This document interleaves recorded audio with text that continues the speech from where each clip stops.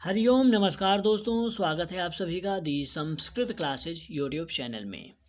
मित्रों, आज के इस वीडियो में हम लोग जानेंगे महाभारत पर लिखी गई प्रमुख टीकाएं। इसके अतिरिक्त हम लोग पढ़ेंगे महाभारत को उपजीव्य मानकर लिखे गए प्रमुख ग्रंथों के विषय में, जैसे कुछ महत्वपूर्ण नाटक, चंपू काव्य, महाकाव्य इत्यादि। साथ ही हम लोग जानेंगे महाभारत से संबंधित प्रमुख सूक्तियाँ जो प्रायः परीक्षा में पूछी जाती हैं। महाभारत सामान्य परिचय के अंतर्गत ये सेकंड पार्ट है। इसके पहले भी एक पार्ट आ चुका है, आप लोग देख सकते हैं।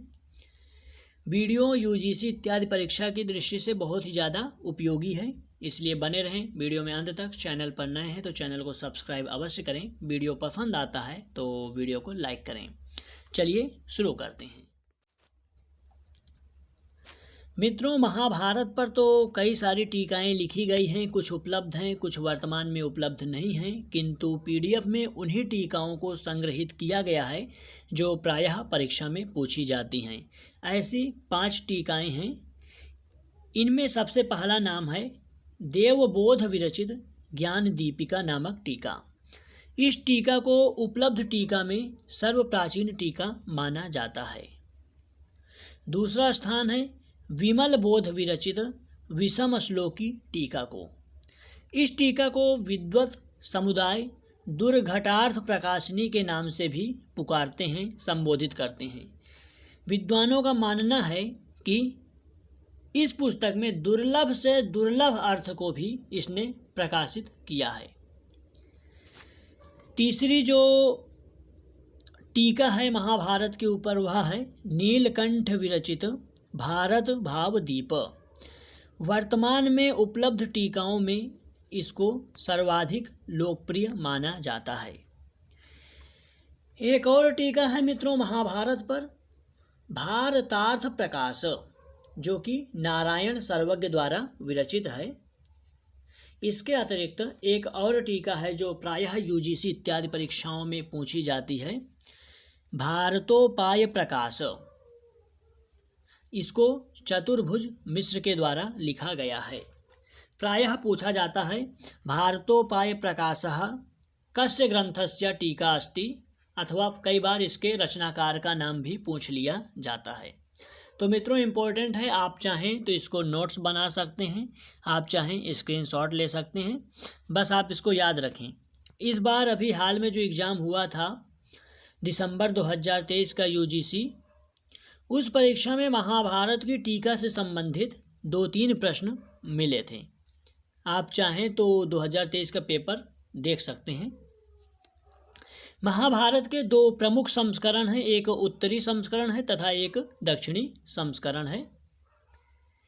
महाभारत पर सबसे प्रामाणिक आलोचनात्मक संस्करण जो है वह भंडारकर रिसर्च इंस्टीट्यूट के द्वारा प्रकाशित किया गया है। यह इंस्टीट्यूट जो है पुणे में स्थित है। मित्रों, महर्षि वेदव्यास ने स्वयं महाभारत को पश्चातवर्ती कवियों के लिए उपजीव्य माना है। महाभारत से प्रेरणा पाकर कवियों ने अनेक ग्रंथ लिखे हैं। आइए अब जानते हैं महाभारत को उपजीव्य मानकर लिखे गए कुछ प्रमुख ग्रंथों को। ये ग्रंथ ऐसे हैं जो हमारे पाठ्यक्रम में हैं, सिलेबस में हैं, इसलिए और भी ज़्यादा इम्पोर्टेंट हो जाते हैं और कई बार परीक्षा में पूछ लिया जाता है।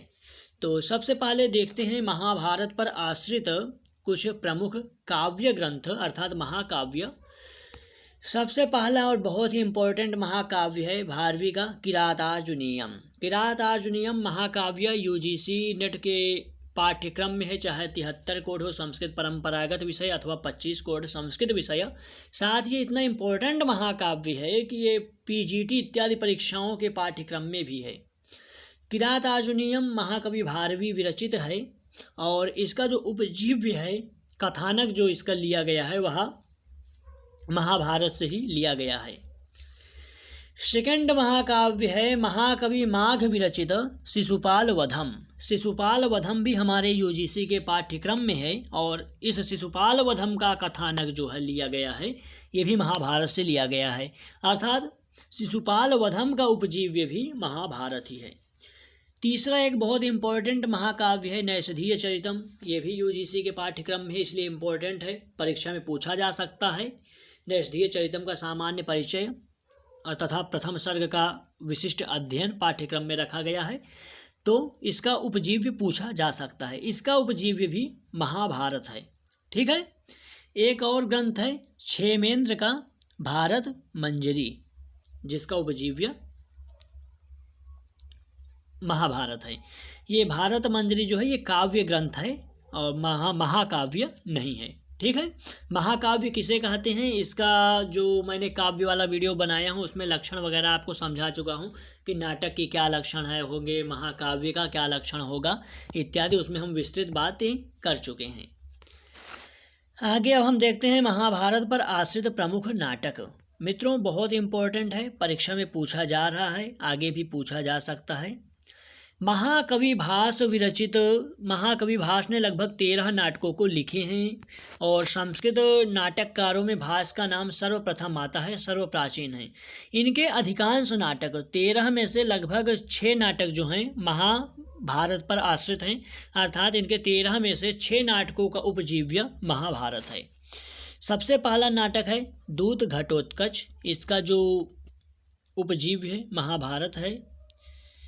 फिर दूत वाक्य, कर्णभार, मध्यमव्यायोग, पंचरात्र तथा ऊरुभंग, इन 6 नाटकों का उपजीव्य महाभारत है और इन 6 नाटक के जो लेखक हैं वो महाकवि भास हैं। ठीक है मित्रों। विश्वविख्यात नाटक काव्येषु नाटकम रम्यम तत्र रम्या शकुंतला, जिसके विषय में कहा गया है अभिज्ञान शाकुंतलम जो है इसका भी उपजीव्य महाभारत है। अभिज्ञान शाकुंतलम के रचनाकार महाकवि कालिदास हैं।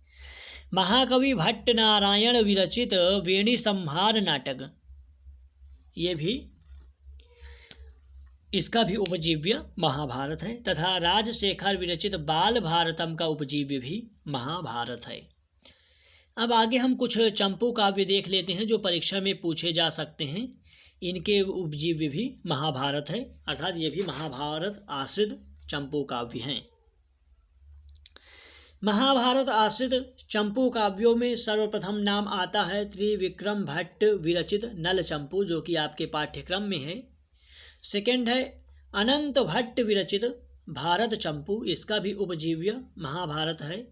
नारायण भट्ट विरचित पंचाली स्वयंवर चंपू तथा राज चूड़ामणि दीक्षित का भारत चंपू। ठीक है। एवं चक्र कवि का द्रौपदी परिणय चंपू, ये सभी चंपू जो आपको यहाँ पर दिख रहे हैं स्क्रीन पर, इन सभी का उपजीव्य महाभारत है।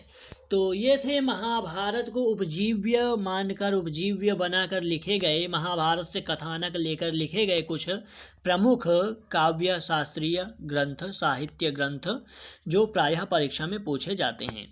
अब मित्रों हम लोग देख लेते हैं महाभारत की कुछ प्रमुख उक्तियों को। वैसे तो महाभारत में 1,00,000 श्लोक हैं और बहुत सारी सूक्ति हैं जिनको याद कर पाना तो संभव नहीं है, किंतु परीक्षा दृष्टि से जो बहुत ही ज़्यादा परीक्षा में पूछी जाती हैं, आपके 10th जिसको बोलते हैं पूर्व मध्यमा द्वितीय वर्ष, 10वीं कक्षा से लेकर आचार्य पर्यंत, MA पर्यंत और कंपटीशन एग्जाम में हर जगह आपको ये सूक्तियाँ मिल जाएंगी। कहीं आपसे पूछा जाएगा ये किस ग्रंथ से उद्धृत हैं, कहीं आपसे पूछा जाएगा कि इस सूक्ति को कहाँ से लिया गया है, कहीं पर आपसे पूछ लिया जाएगा कि इस सूक्ति पर आप निबंध लिखिए। अहिंसा परमो धर्म, जैसे हाई स्कूल इत्यादि की जो परीक्षा होती थी उसमें अहिंसा परमो धर्म, इन सब विषयों पर निबंध लिखने के लिए मिलता था। नास्ति विद्या समम चक्षुः, आशा बलवती राजन इत्यादि सूक्तियों पर निबंध लिखने के लिए आता था। मतलब ये बहुत ही ज़्यादा फेमस पंक्तियाँ हैं और इन पे प्रायः प्रश्न पूछा जाता है।